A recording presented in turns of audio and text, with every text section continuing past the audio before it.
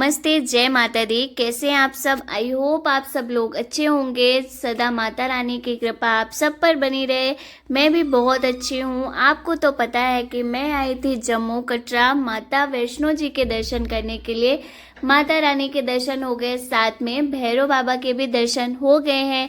अब हम वापस आ गए हैं रूपे के थ्रू नीचे, और सुबह का ये नज़ारा रहा वैष्णो माता जी का। रात में हमने चढ़ाई की थी, इसलिए हमने ये नज़ारा तो देखा नहीं था, लेकिन सुबह अब जा रहे हैं तो हमें ये बहुत प्यारा लग रहा था, क्योंकि चारों तरफ हरियाली थी और धूप भी निकल आई थी, तो बहुत ज़्यादा ठंड भी नहीं थी, लेकिन नॉर्मल टेम्परेचर से तो बहुत ज़्यादा थी वहाँ ठंड। मैं तो यही सजेस्ट करूँगी कि आप जब भी यहाँ पर आएँ तो रात में चढ़ाई करें, जिससे रात का भी नज़ारा आप देख लें, और सुबह जब आप उतरते हैं तब भी आप सुबह का भी नज़ारा देख सकते हैं। तो दोनों चीज़ें ये मिल जाएंगी। और मैं अपना एक्सपीरियंस बता रही हूँ कि मुझे तो यहाँ आकर बहुत अच्छा लगा।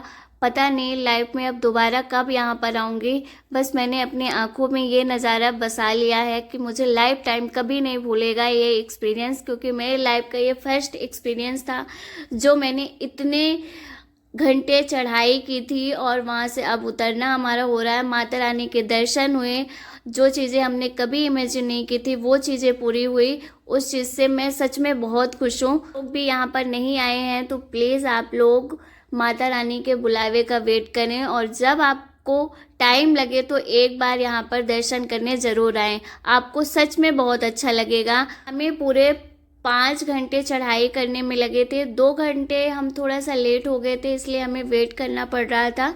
इसके वजह से माता रानी के दर्शन करने में 2 घंटे का और समय लगा, तो पूरे हमको 7 घंटे लग गए थे माता रानी के दर्शन करने के लिए।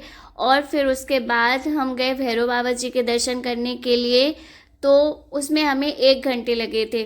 और अगर आप 5 बजे के पहले पहुंच जाते हो तो आपको वैष्णो माता जी की आरती करने का भी मौका मिल जाता है कि आप वहां पर खड़े होकर आरती देख सकते हो। हम थोड़ा सा लेट हो गए थे, इसकी वजह से हमें नहीं मिल पाया, लेकिन हमने बस 2 घंटे का वहां वेट किया, उसके बाद हमें दर्शन हुए। और अब हमें उतरने में कितना टाइम लगता है अभी तो पता नहीं, क्योंकि अभी तो बहुत ज़्यादा एनर्जी आ गई है कि जल्दी जल्दी उतर जाएंगे, टाइम ज़्यादा नहीं लगेगा। आगे देखते हैं कि कितना टाइम लगने वाला है। तो हमने बहुत सारी चीज़ें थी कि यहाँ पर आएंगे तो बहुत ज़्यादा ठंड रहेगी, स्नोफॉल वगैरह रहेगी, बट ऐसा कुछ नहीं हुआ।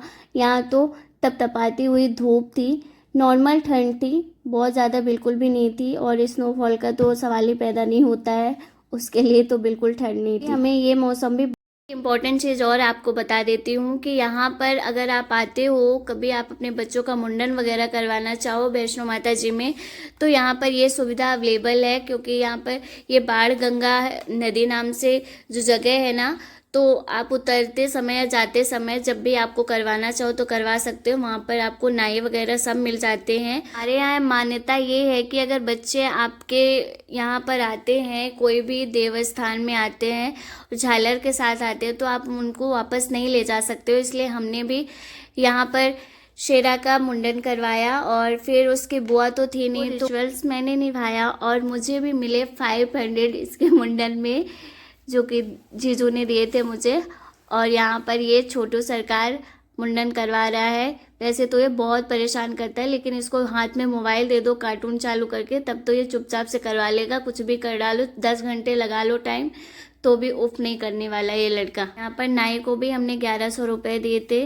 वैसे ऐसा वो नहीं है कि वो 1100 रुपये ही लेते हैं, आप अपनी श्रद्धा भक्त से जितना देना चाहो वो उतना ले लेते हैं।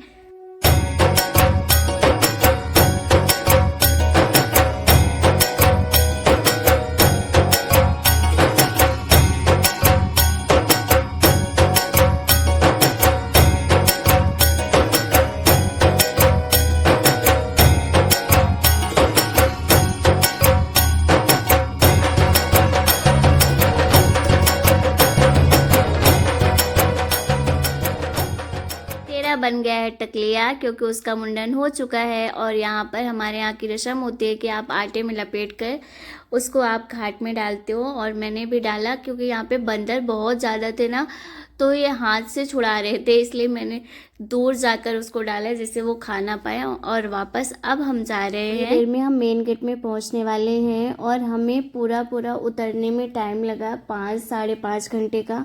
1 घंटे हमें थोड़ा सा यहाँ पर लग गए थे मुंडन वगैरह करवाने में। अगर आप कंटिन्यू आते हो तो आपको 4 या 4.5 घंटे लगते हैं। रात के 1 बजे हमने चढ़ाई करना स्टार्ट किया था, और अगले दिन के शाम के 5:30 बजे हम नीचे उतर आए थे। अपनी चढ़ाई शुरू करने के पहले ही खाना खाया था रात के 12 बजे। अभी तक हमने कुछ भी नहीं खाया है। अब हम जाएंगे डायरेक्ट खाना खाएंगे, उसके बाद हम जाएंगे होटल और आराम करेंगे। एक फैसिलिटी बहुत अच्छी है, जैसे ही हम बाहर आए हमने होटल वाले भैया को कॉल किया और वो टैक्सी लेकर आ गए। वॉइस मैं आप लोगों को नहीं सुना पा रही हूँ क्योंकि माता जी के गाने बज रहे थे ना, तो उसमें यूट्यूब में कॉपीराइट आ जाता है, बस यही रीजन है। नहीं तो मैं आपको ओरिजिनल आवाज़ सुनाती तो आप खुद ही सोचते कितनी ज़्यादा हमें थकान हो चुकी है। और यहाँ पर पैर हमारे बिल्कुल नहीं बढ़ रहे थे, और टैक्सी वाले भैया आ चुके थे। हम टैक्सी में बैठ चुके हैं। अब हम जाएंगे डायरेक्ट होटल, क्योंकि हमारी हालत बिल्कुल भी नहीं थी कहीं जाने की। लेकिन